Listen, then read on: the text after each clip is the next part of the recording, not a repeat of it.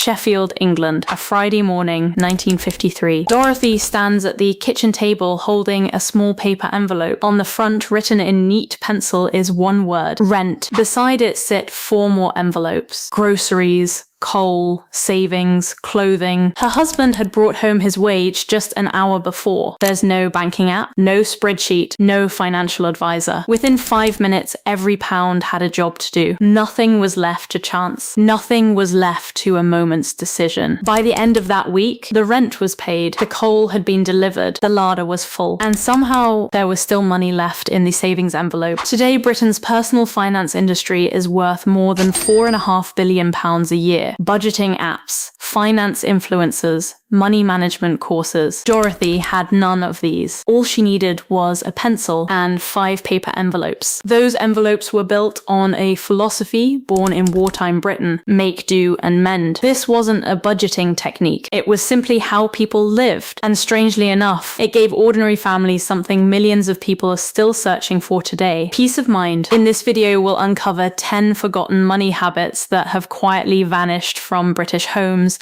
and why they might matter more today than ever. But before we start, I have to say this. 1953, Britain was still dealing with the effects of the recent war and hard conditions like rationing, which lasted until 1954. In 1953, a man's average weekly wage was around £8 to £10. Women doing the same work earned between 50 and 60% of a man's wage, and until 1975, women in Britain couldn't even open a bank account in their own name, not without a man's signature. I'm not romanticizing any of this, but it was within these very limits that Dorothy and millions of British women like her managed something remarkable. They made ends meet and saved money. They stayed out of debt and still put their children through school. They lived with very little and still weren't empty-handed at the end of the month. This wasn't luck, it was a system. Now let's step into Dorothy's kitchen in Sheffield. Habit 1, the envelope system. Every Friday, Dorothy divided up her envelopes. Today, this is being rediscovered under the name cash stuffing. Videos about it get millions of views on TikTok. Young people put cash in colourful envelopes and show them to the camera. Dorothy never gave it a name, she just did it. The logic behind the system was simple. When money is visible, it's harder to spend. When money leaves a bank account, automatically it stays abstract. But notes you hold in your hand, an envelope getting thinner, a coal envelope completely empty, these create a psychological reality. Studies from the early 1950s support this instinct. People who use cash feel more pain when buying something than those who pay by card. That feeling of pain slows down spending. Dorothy's envelopes made this braking system automatic. While the coal envelope was full, there was money for coal. When the envelope was empty, the coal money was gone. No negotiating, no arguing. The envelope was empty. Today, courses and books are sold under the name envelope budgeting.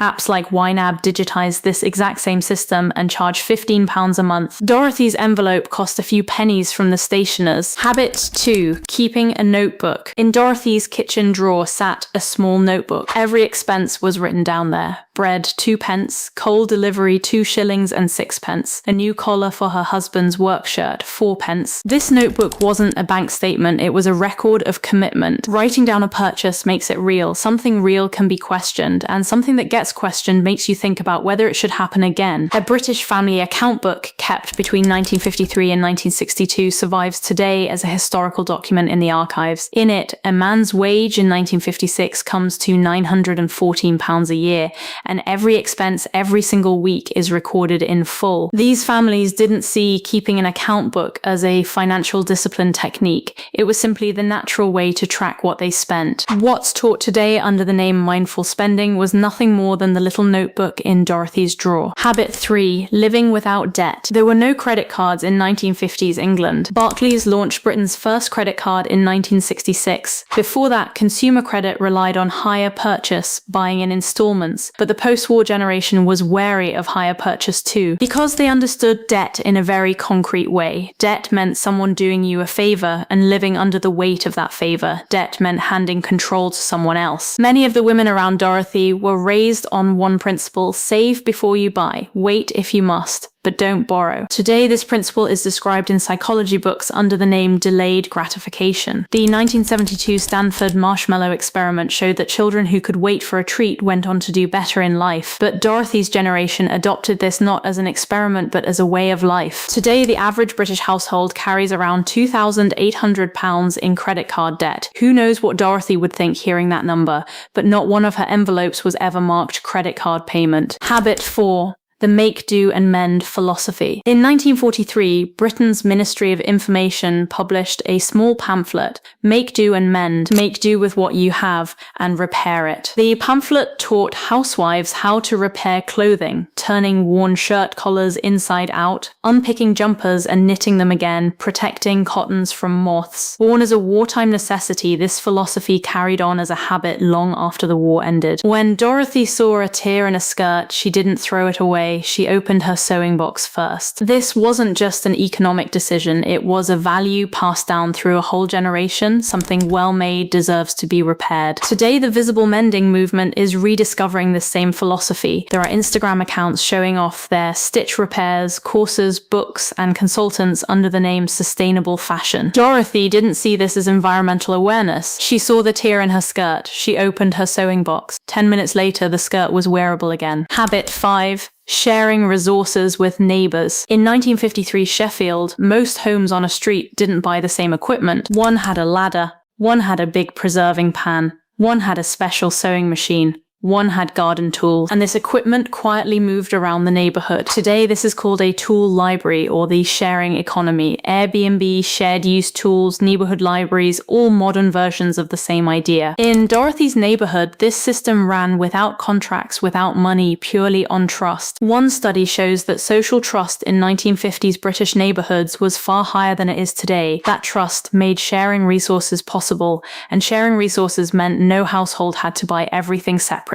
Today, the sharing economy is a multi-billion-dollar industry. Platform fees, insurance charges, app subscriptions, none of that existed in Dorothy's neighborhood, just knocking on a door and asking. Before we carry on, if the forgotten wisdom of old Britain interests you, subscribe and join the thousands of viewers trying to keep these stories alive before they're lost for good. Now let's pick up where we left off. Habit 6. Buying less but better. Dorothy thought long and hard before buying anything new. In 1950s British consumer culture, the rule was save, then buy. Hire purchase existed, but it wasn't common, especially among the generation who had lived through the war. The result, fewer things, but better ones. Dorothy's husband wore the same suit for 10 years because it was well made and well looked after. Today, sustainable fashion movements are rising under the slogan, buy less, buy better. Fashion writers push the idea of the investment piece, urging people to buy quality. Dorothy didn't see this as a fashion philosophy. She wanted the suit to last 10 years, so she bought a good one. Habit 7.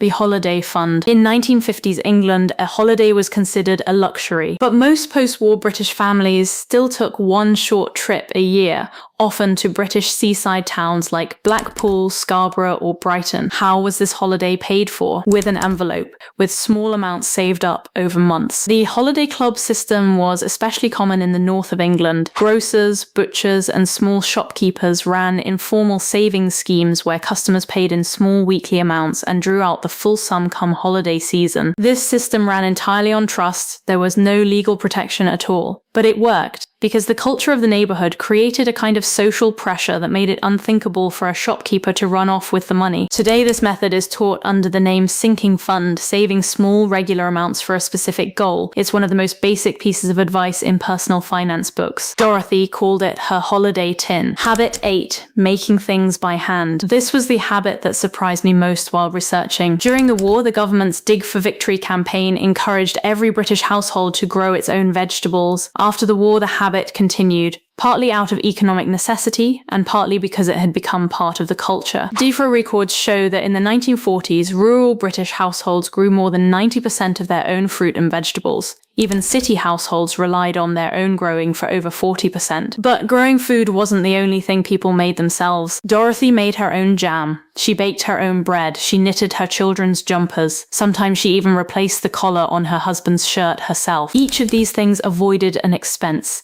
and added up the savings savings were noticeable. Today, the homesteading movement is rediscovering these same habits. Courses on baking your own bread, jam making workshops, knitting classes. Dorothy wasn't doing any of this as part of a movement. It was simply what Tuesday afternoon looked like. Habit 9, making your own fun at home. In 1950s England, eating out was something done once a year for a special occasion. Accounts from Blackpool show that eating out meant once a year a special day. Everyday fun was made at home. Neighbours were invited round. People played cards. They listened to the radio together. BBC Radio was, in 1950s Britain, the strongest force shaping a family's weekly routine. This social structure came with a side effect. It strengthened bonds within the community. When community bonds are strong, many things become cheaper. Childcare gets shared with neighbours. When someone's ill, a neighbour brings a meal. When someone's moving house, the street pitches in to help. Today, the social safety net has largely broken down. Paid services have taken its place. Babysitters, meal delivery, removal companies. Dorothy's network of neighbours covered most of these services for free. Habit 10. The emergency fund. This was the most important part of Dorothy's whole system. Anyone who understands the philosophy behind the envelope system realizes this. Something will go wrong. It's not a possibility, it's a certainty. A husband might fall ill. A roof might leak. A stove might break down. 1950s British families had a simple answer to this certainty: always keep some money in savings that's untouchable. Today, this is the opening chapter of every personal finance book under the name Emergency Fund. Cash to cover 3 to 6 months of expenses. Not invested in shares, not earning interest, just cash, easy to reach. Dorothy didn't know this as financial theory, but she followed the practice instinctively. Because the war years had taught her one thing: the biggest financial mistake is assuming nothing will ever go wrong. Today, 40% of households in Britain have less than £300 in savings. Even one small breakdown forces these households into debt. Dorothy's untouchable envelope was what stood between her and that disaster. Take another look at these 10 habits. Not one of them was a financial product. Not one of them needed an app. Not one of them needed a course, an advisor, or a money mindset workshop. All they needed was an envelope, a notebook, a needle and thread, and good relationships with the neighbours. Dorothy didn't follow these habits as a deliberate financial strategy. Her mother had taught her, and then one day these habits slowly began to disappear. Credit cards arrived, supermarkets arrived, fast fashion arrived, a throwaway culture arrived, and it took years before anyone realised that nothing which replaced them could offer the same security Dorothy's envelopes once gave. Maybe the problem was never how much we earn. Maybe the problem is that the system got lost.